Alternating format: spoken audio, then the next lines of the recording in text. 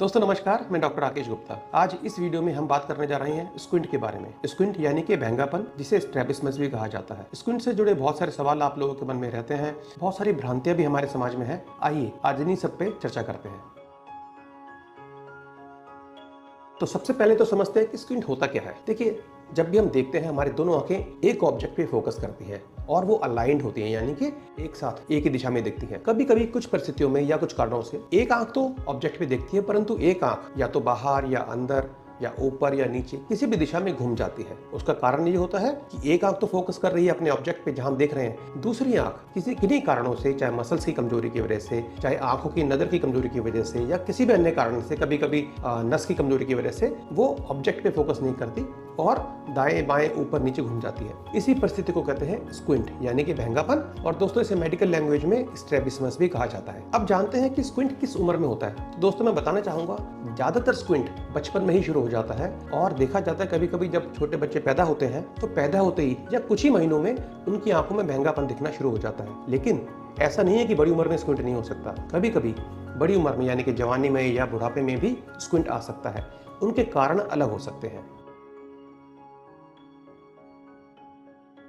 और अब जानते हैं कि स्क्विंट के लिए कौन कौन से ट्रीटमेंट ऑप्शंस अवेलेबल होते हैं। तो देखिए, जब भी स्क्विंट का पता लगता है और नज़र की पूरी जांच करने के बाद यदि चश्मे का नंबर आता है, तो ऐसा स्क्विंट भी होता है जो चश्मे का नंबर पहनने से ही स्क्विंट कंट्रोल हो जाता है। कभी कभी किसी बीमारी के कारण मसल वीकनेस होने से भी स्क्विंट आता है, जिसका एक्सरसाइज करके भी स्क्विंट कंट्रोल किया जा सकता है। लेकिन दोस्तों, यदि चश्मे से और एक्सरसाइज से स्क्विंट कंट्रोल नहीं होता तो केवल एकमात्र जो ऑप्शन रह जाती है वो होती है स्क्विंट सर्जरी की। जी हाँ, ऑपरेशन। और ऑपरेशन करने से स्क्विंट को पूरी तरह कंट्रोल कर पाना संभव होता है।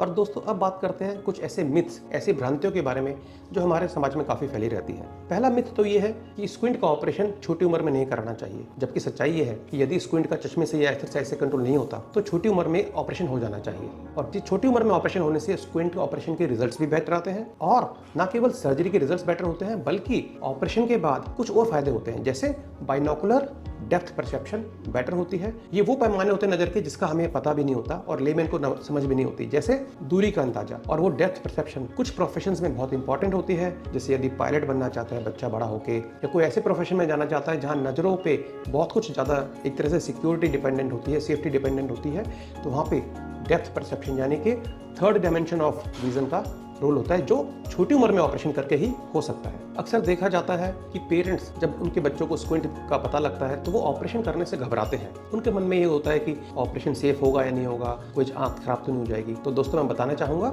स्क्विंट ऑपरेशन बहुत सेफ है, क्लोज टू 100% सेफ्टी होती है इसकी, और रिजल्ट्स भी आजकल बहुत अच्छे आते जा रहे हैं क्योंकि टेक्नोलॉजी इंप्रूव होती जा रही है। एक मिथ ये भी हमारे समाज में रहता है कि क्योंकि लेजर शब्द आजकल आंख के साथ जुड़ा होता है तो कुछ लोग सोचते हैं कि स्क्विंट ऑपरेशन क्या लेजर से हो सकता है। तो दोस्तों हर ऑपरेशन लेजर से नहीं हो सकता, क्योंकि स्क्विंट ऑपरेशन में मसल्स को छोटा या बड़ा करना होता है, एक तरह से उसकी ताकत बढ़ाने या कम करनी होती है। तो इस ऑपरेशन में एक छोटा सा चीरा लगता है और टांके की भी जरूरत आती है, लेकिन ये टांके एब्जॉर्ब हो जाते हैं और कुछ ही हफ्तों में आंखें नॉर्मल दिखनी शुरू हो जाती है। तो ऑपरेशन के कॉम्प्लिकेशंस की वजह से स्क्विंट ऑपरेशन को अवॉइड करना गलत माना जाएगा। एक और मिथ हमारे समाज में फैला हुआ है, और इनफैक्ट इंश्योरेंस कंपनीज भी इसको लेके चलती हैं। वो ये मानते हैं कि स्क्विंट सर्जरी कॉस्मेटिक प्रोसीजर है, जबकि दोस्तों सच्चाई ये है कि स्क्विंट सर्जरी कॉस्मेटिक प्रोसीजर ना होके एक फंक्शनल बेनिफिट भी देती है। जैसे मैंने बताया, यदि छोटे उम्र में स्क्विंट ऑपरेशन होता है तो बच्चे की आंख की विजन डेवलपमेंट भी अच्छी रहती है, डेप्थ परसेप्शन भी अच्छी रहती है, बाइनोकुलर विजन भी अच्छी रहती है। तो ये मानना कि स्क्विंट एक कॉस्मेटिक सर्जरी है,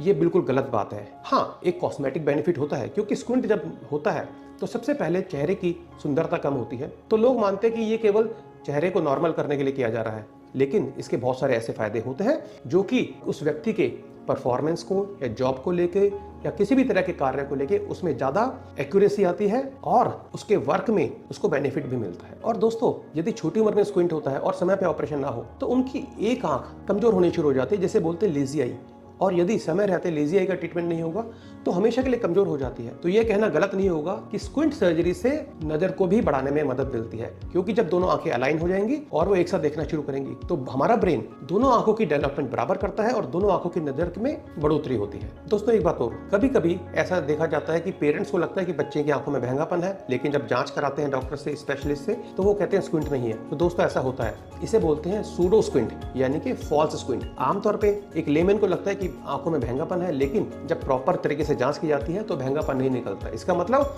आंखें एक ही जगह पे सही देख रही हैं, लेकिन एक छलावा होता है, एक इल्यूजन क्रिएट होता है कि शायद महंगापन है। उसके कुछ कारण होते हैं, जैसे फेशियल एसिमेट्री, हमारे फेस पे या तो नाक की शेप में या चेहरे की शेप में कुछ ऐसा बदलाव होता है जिसकी वजह से उस स्क्विंट का एहसास होना शुरू हो जाता है, लेकिन स्क्विंट होता नहीं है।